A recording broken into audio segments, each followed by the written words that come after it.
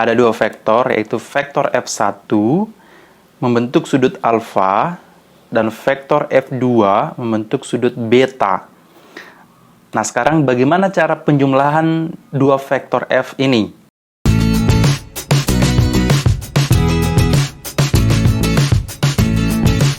Halo, Assalamualaikum warahmatullahi wabarakatuh. Welcome back to my channel, Belajar dan Berbagi. Di video kali ini kita akan membahas mengenai vektor. Apa itu vektor?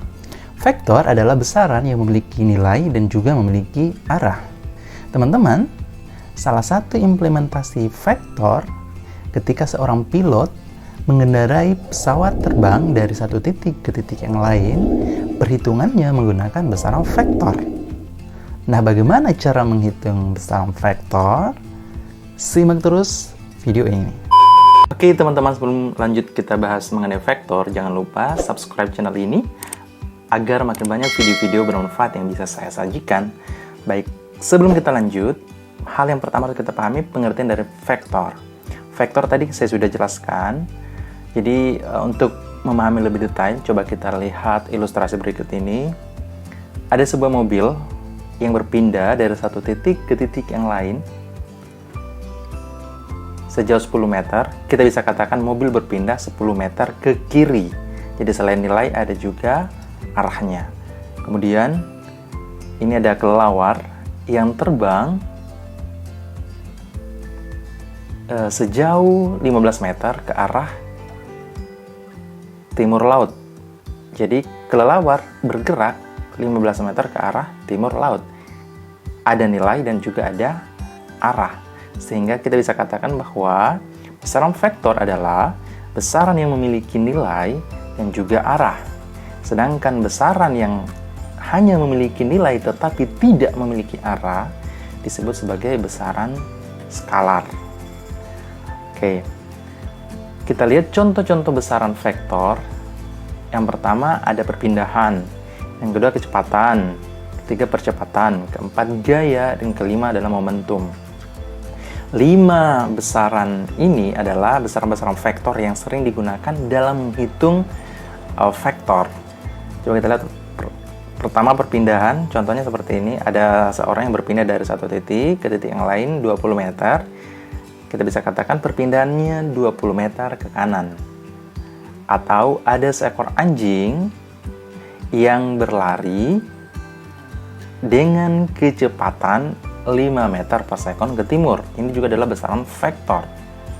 Kemudian ada cheetah yang berlari dengan percepatan 10 meter per sekon pangkat 2 ke timur.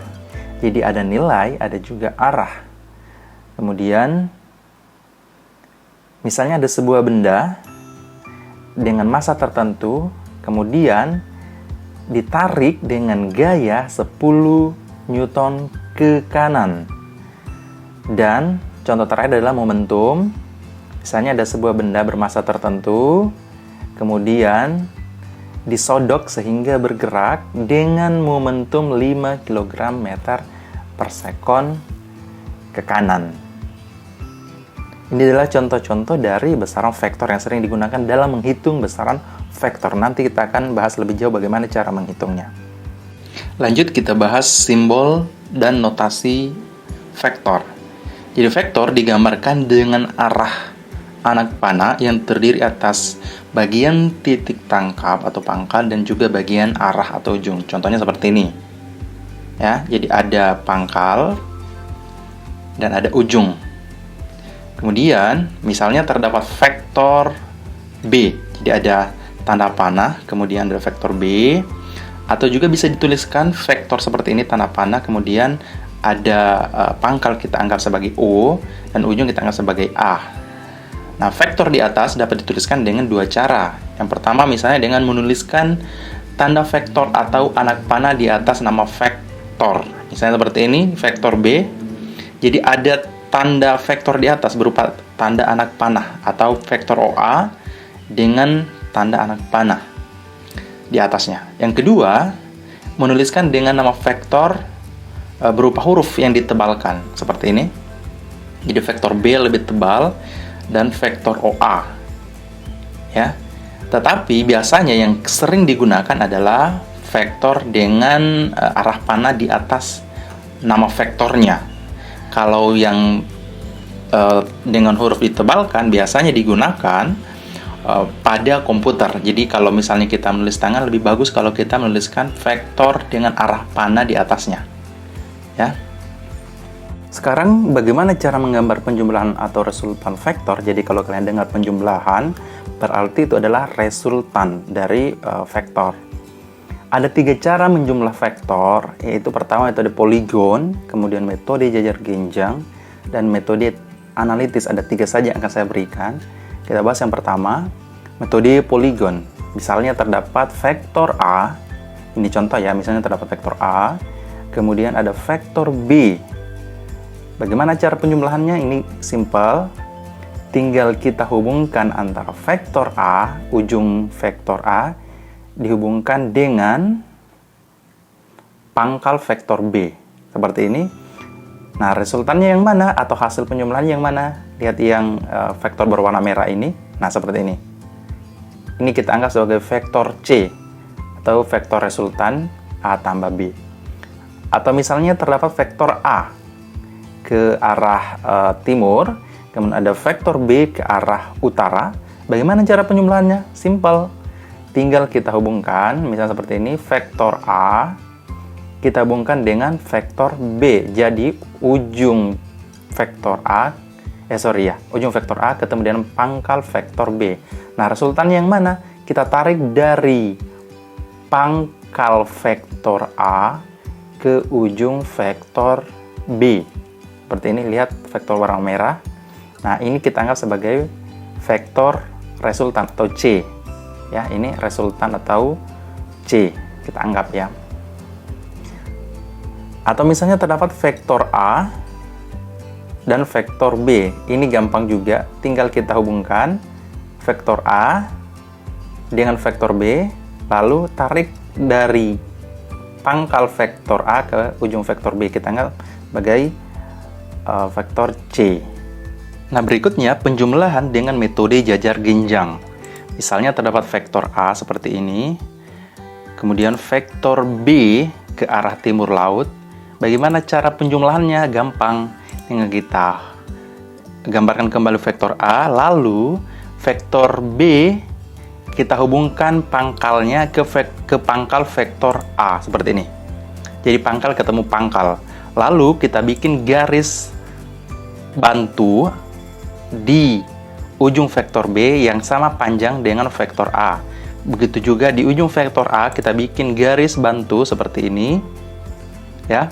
Kemudian resultannya yang mana? Resultan kita tarik dari pangkal vektor A dan B ke sudut garis bantu.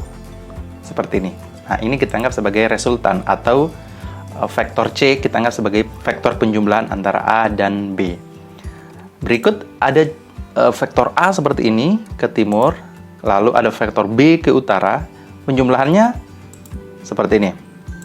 Tinggal kita gambarkan kembali vektor A, lalu kita hubungkan lagi dengan pangkal vektor B, kemudian kita bikin garis bantu di ujung vektor B yang sama panjang dengan vektor A. Begitu juga dengan garis bantu di ujung vektor A yang sama panjang dengan vektor B. Lalu resultannya adalah kita tarik dari pangkal vektor A dan B ke sudut garis bantu. Jadi ini kita anggap sebagai resultan atau penjumlahan vektor A dan B. Kita anggap sebagai vektor C. Oke, cara menghitung vektor yang ketiga adalah metode analitis. Tetapi sebelumnya kita harus pahami dulu komponen-komponen dari vektor.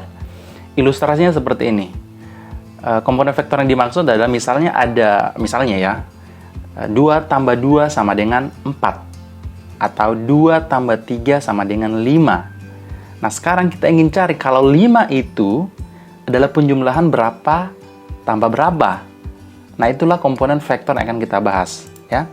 Jadi sebuah vektor yang berada pada arah tertentu membentuk sudut dari sumbu X atau Y bisa diuraikan dalam komponen-komponen vektor pada arah sumbu X dan Y. Misalnya terdapat vektor gaya ini simbolnya F ya. Misalnya terdapat vektor gaya membentuk sudut alfa. Jadi ini simbol alfa, sudut membentuk sudut alfa, misalnya seperti ini digambar. Kemudian vektor tersebut dapat diuraikan menjadi dua vektor yang saling tegak lurus, yaitu Fx dan Fy pada bidang kartesius. Bidang kartesius ini adalah sumbu X dan sumbu Y ya. Caranya gampang seperti ini.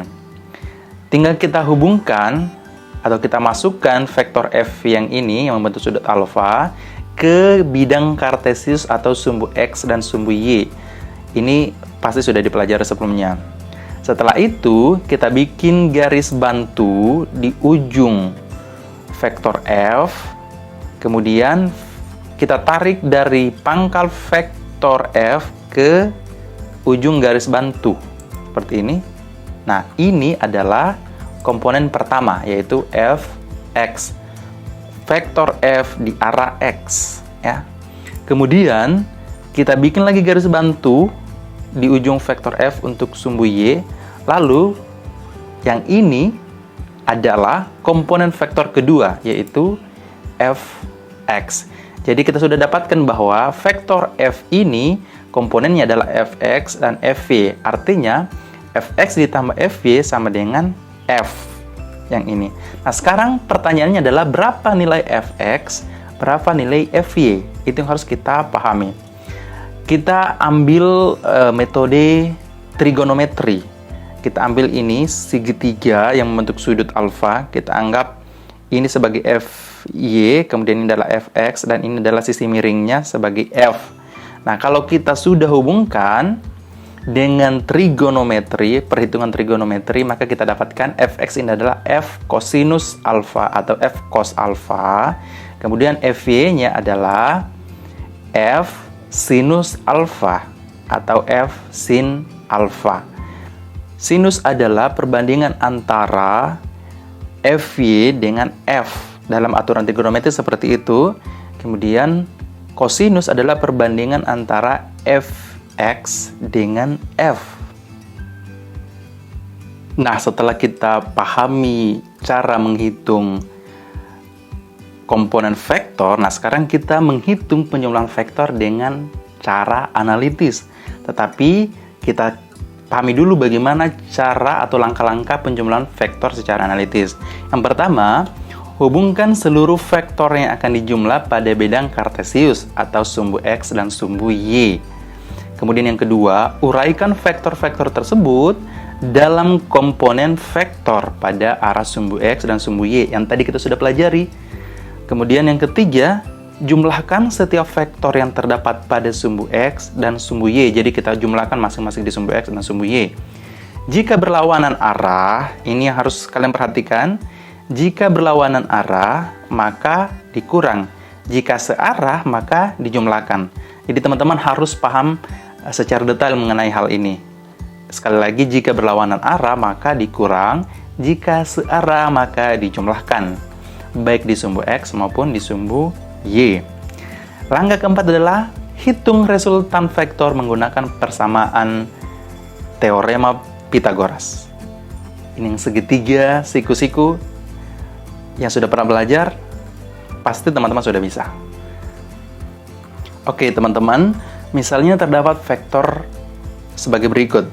Ada dua vektor, yaitu vektor F1 membentuk sudut alfa dan vektor F2 membentuk sudut beta. Nah, sekarang bagaimana cara penjumlahan dua vektor F ini?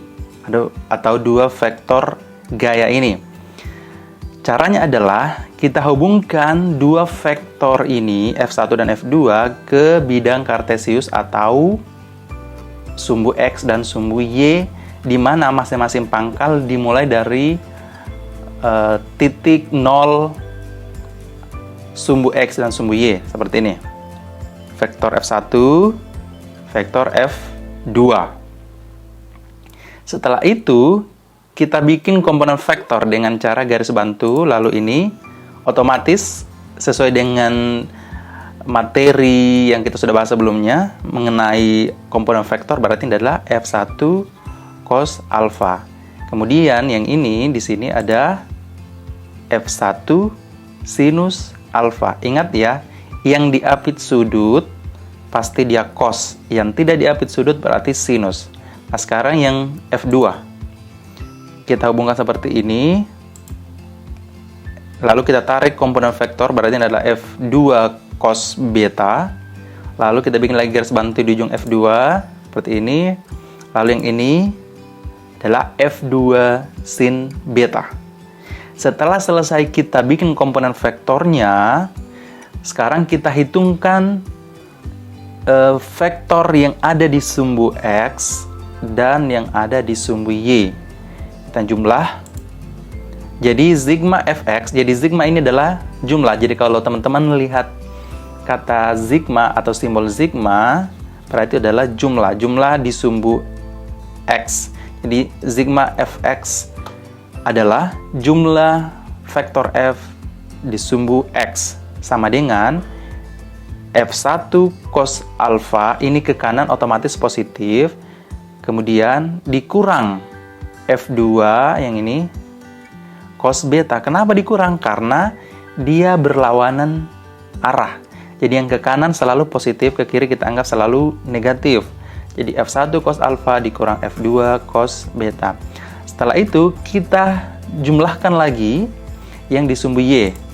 Sigma Fy atau resultan vektor F di arah Y atau sumbu Y, berarti F1 sin alfa ditambah F2 sin beta. Ditambah, kenapa ditambah? Karena sama-sama ke atas. Ya. Jadi dijumlah, ketika berlawanan maka dia dikurang. Setelah kita jumlahkan masing-masing sumbu, kemudian kita masukkan ke dalam rumus atau aturan teorema Pitagoras. Jadi teman-teman tinggal kita masukkan, ingat teorema Pitagoras berarti resultannya sama dengan akar dari sigma Fx pangkat 2 ditambah sigma Fy pangkat 2. Ini pakai nilai mutlak ya, yang kurung seperti ini nilai mutlak, artinya tidak ada nilai negatif. Nilai negatif hanya menandakan sebagai arah, entah itu dia ke kiri atau ke bawah. Jadi kalau misalnya dari penjumlahan sigma Fx dan sigma Fy dapatnya negatif, nanti dimasukkan ke sini tidak usah pakai negatif, karena itu hanya menandakan arah. Nah, itulah tadi penjumlahan vektor menggunakan metode analitis. Nanti di video berikutnya kita akan bahas soal-soal yang berkaitan dengan vektor, entah itu cara menggambar vektor ataupun cara menjumlahkan vektor. Jangan lupa like, comment, subscribe, dan share sebanyak-banyaknya. Assalamualaikum warahmatullahi wabarakatuh.